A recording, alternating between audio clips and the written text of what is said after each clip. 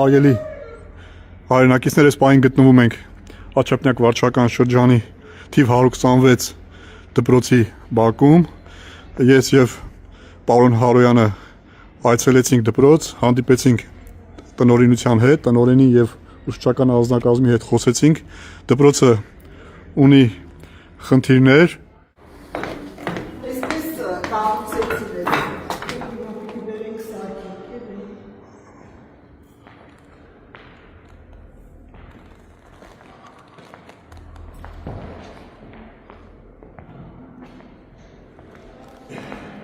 Ապակիների վիճակն է ժողովուրդ։ Հենց որ դահլիճի հարևանությամբ։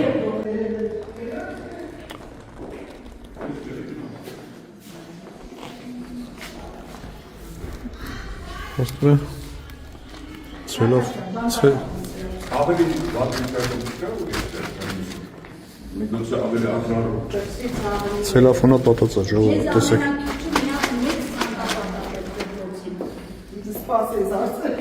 Տեսեք ցելոֆոնը պատա ժողովուրդ, նայեք դպրոցի պատուհանները,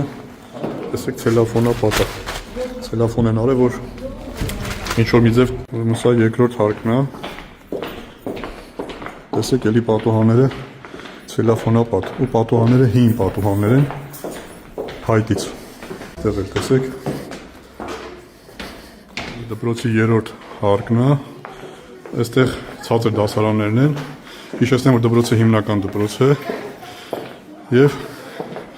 տեսեք այստեղ էլի ցելոֆոնով տնօրինությունը ծածկել է, որպեսզի ջեռուցման հարցը ինչ-որ մի ձև թեթևացնի։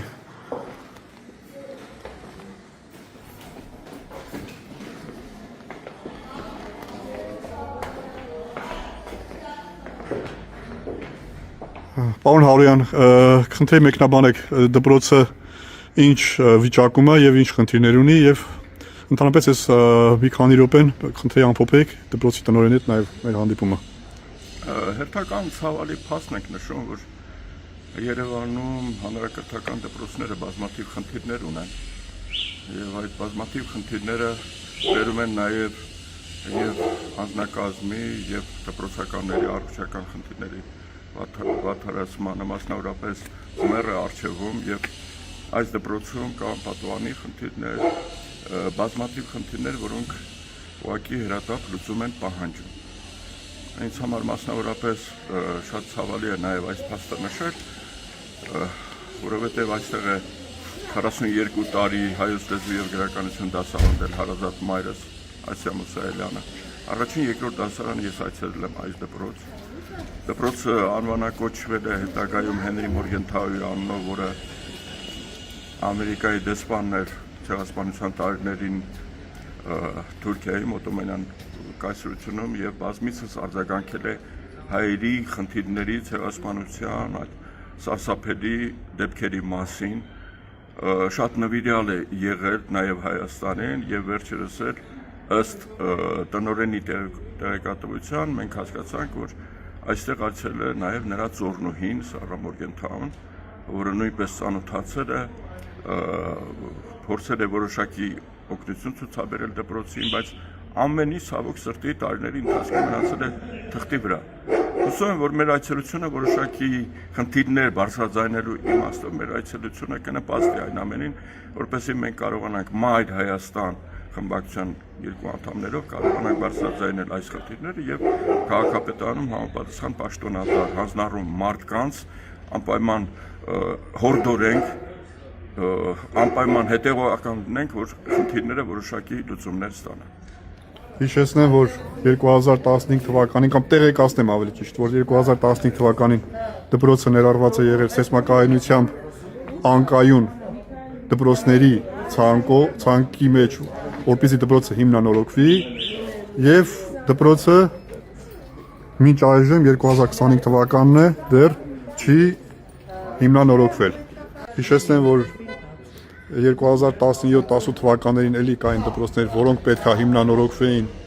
անձինս օրինակ 188 դպրոցը Աչափնյակ վարչական շրջանի